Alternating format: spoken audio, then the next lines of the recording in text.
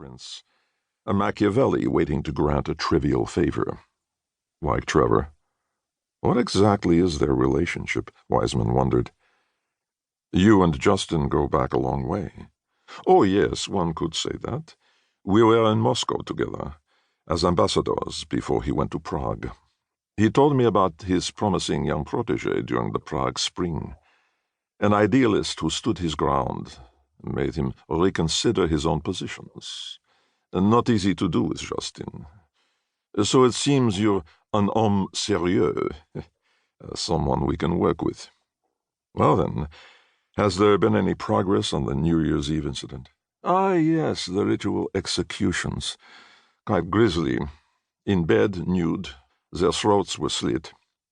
The man was an anti-Shah exile, a Bazari, a businessman who came to Paris when things got hot. Weisman took that in without comment. Grammont had been calm in relating the barbaric acts, but it was obvious that the French were concerned Iranian infighting in France might spread. He asked, "Who did it?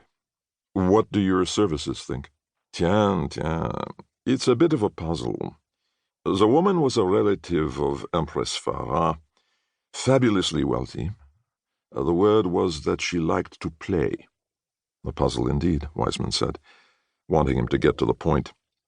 Grammont turned his head ever so slightly, his Adam's apple bobbing a bit, a trait Weisman had noticed before among high French dignitaries.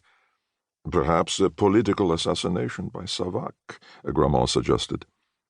Weisman shook his head, recalling what Trevor told him. The Shah's security service in Paris, well, the French would say that, wouldn't they? The Shah's our man, the French are betting he'll be gone soon, so they pin it on Savac and wait to displace our influence in Iran. I see. Of course it's not just a police matter, he said. Something political. Oh, yes. With the Middle East, it's always political. In France, we have bitter memories of the Algerian War, of blasts in our metro stations. That was just 20 years ago. Our Muslim community has been quiet since then, but I have no illusions. New Year's Eve and then the Sorbonne killing of that young woman. Suicide bombings are quite possible. And we monitor the Iranian factions. They could wage a jihad against each other in Paris. Ah. The door opened and a man in a white starched jacket with gold epaulettes came in bearing 2 white china cups and saucers and 2 tiny glasses of water on a silver tray. Grammont's little finger rose ever so slightly as he drank down the espresso. It won't be easy, he said morosely.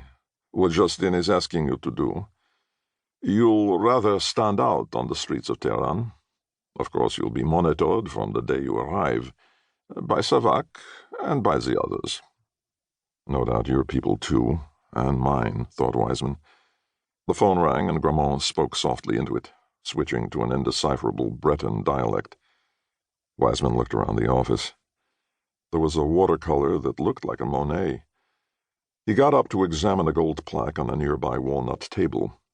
The dedication was to Le Comte Laurent Grammont from former President Charles de Gaulle. Royalty, then. And next to it was a facsimile of the ribbons in Grammont's suit lapel, Le Croix de Guerre. Grammont hung up the phone. He was sure, he said, that there was much he could offer a colleague of Justin Trevor's as it affected matters in Iran. He would be honored to put his new American friend in touch with the right people, and then smooth as silk. Please call me Laurent.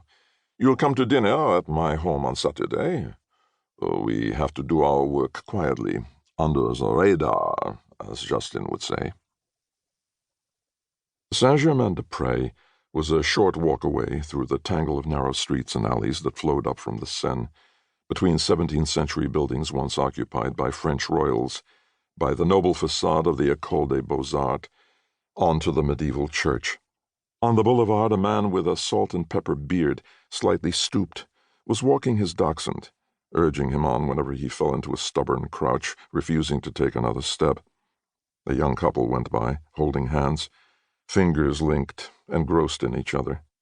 A beggar in baggy pants limped toward Weisman, his cane tapping on the cobblestones, holding out his beret.